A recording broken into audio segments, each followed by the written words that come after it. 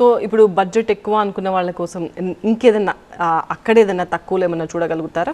అంటే ఇప్పుడు ప్రస్తుతానికంటే లేదండి. ఇన్ ఫ్యూచర్లో ఒక 5-6 సంవత్సరాల తర్వాత అలాంటిది ఏమన్నా పాసిబిలిటీ ఉంటే ఖచ్చితంగా మేము చేపిస్తామండి అది. ఓకే.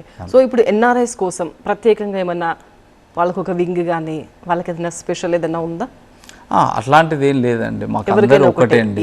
ఎన్ఆర్ఐ అయినా ఎవరైనా అందరూ ఒకటే, అందరూ డబ్బులు పే చేస్తారు అది. బట్ ఎన్ఆర్ఐస్ ఎవరైతే మేము డైరెక్ట్ అక్కడికి రావాలనుకున్న వాళ్ళకి ఒకటండి, మీకు ఫ్లైట్ టికెట్లతో పాటు హెలిప్యాడ్ అరేంజ్ చేస్తాం. దాని ఛార్జెస్ మీరు పే చేసుకోవాలి. వీళ్ళు ఇప్పుడు ఎగ్జాంపుల్ యూఎస్ఏ నుంచి వచ్చారు, వాళ్ళకి ఇమీడియట్గా అక్కడ పేరెంట్స్ చూడాలనే ఏదైతే ఆతృత ఉంటుందో వాళ్ళకి మీకు వెహికల్ ఇస్తాం, ట్రాన్స్పోర్ట్ ఇస్తాం. ఇప్పుడు అన్ని ఇన్నోవా వెహికల్ తీసుకుంటున్నాము, ఇన్నోవా పెద్ద వెహికల్స్. దాంట్లో వెనకాల బెడ్ ఉంటుందండి. పెద్దవాళ్ళు జర్నీ చేయలేని వాళ్ళు పడుకోవచ్చు దాంట్లో. దాని లాస్ట్ ఇస్తాం చేస్తున్నాం. 5 వెహికల్స్ కూడా బెడ్స్ తయారు చేపిస్తున్నాం. వాళ్ళని ఇమీడియట్గా హెలికాప్టర్లో మూవ్ చేస్తాం. They have to pay the charges. Okay. ఒక కాలర్ ఉన్నారు, మేఘన గారు అడగండి మీ ప్రశ్న.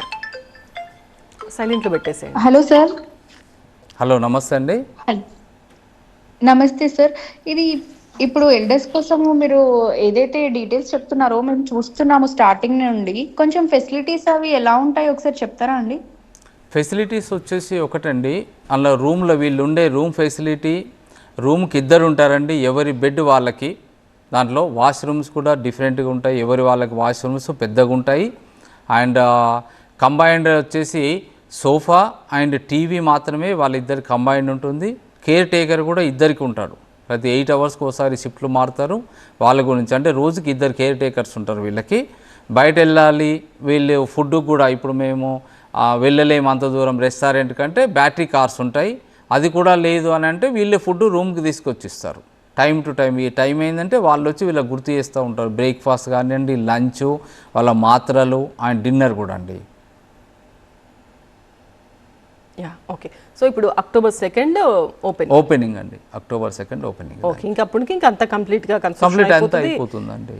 అన్ని కూడా ఇంకా ఆ రోజు నుంచి ఇంకా స్టార్ట్. ఆ రోజు నుంచి స్టార్ట్. ఇంకోటి ఎవరైతే ఇంకోటి బుకింగ్స్ లో కూడా కొంతమంది మేము డిసెంబర్లో జాయిన్ అవుతాము, నవంబర్లో జాయిన్ అవుతాము అని చెప్తా ఉన్నాము. వాళ్ళకి కన్సిడరేషన్ చేస్తూ ఉన్నాం. ఓకే. 1 month ఇస్తా ఉన్నాం టైం. ఎందుకంటే వాళ్ళు వచ్చి అన్ని ఫ్యామిలీతో మాట్లాడుకోవాలి అండ్ వాళ్ళ పిల్లలతో ఇంటిమేషన్ చేయాలి. కాబట్టి మాకున్న ఒక దాదాపు 14 మెంబర్స్, కొంతమంది నవంబర్లో, కొంతమంది డిసెంబర్లో జాయిన్ అవుతున్నారు. ఒక 2 ఫ్యామిలీస్ జనవరిలో కూడా జాయిన్ అవుతూ ఉన్నారు. ఆ రోజు నుంచే వాళ్ళకి ఒక రెంటల్ స్టార్ట్ చేస్తూ ఉన్నాం, అంటే స్పెషల్ రిక్వెస్ట్ మీద.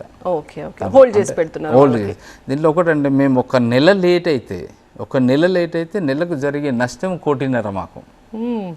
మా రూమ్స్ కానీ మేము సర్వీస్ 1 నెల లేట్ చేసామనుకోండి, జరిగే నష్టం 1.5 కోటి వస్తుంది మాకు. అంటే ఆ టైం కమిట్మెంట్ ప్రకారమే we have to finish and we start the service to them. అట్లానే బాగుందండి. మీ కాన్సెప్ట్ అయితే చాలా కొత్తగా ఉంది. ఇప్పటివరకు అయితే నేను ఎప్పుడు వినలేదు నిజంగా. నేను unique project.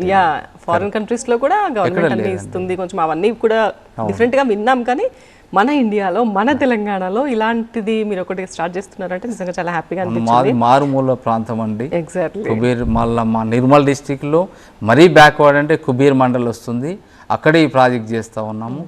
We are very happy. ఎందుకంటే అక్కడ లోకల్ పీపుల్స్ కూడా సంకల్పం మంచిగా నెరవేరాలి, మీ ప్రాజెక్ట్ సక్సెస్ అవ్వాలని మనస్ఫూర్తిగా కోరుకుంటున్నాము. థ్యాంక్ యూ సో మచ్ అండి. నమస్తే అండి.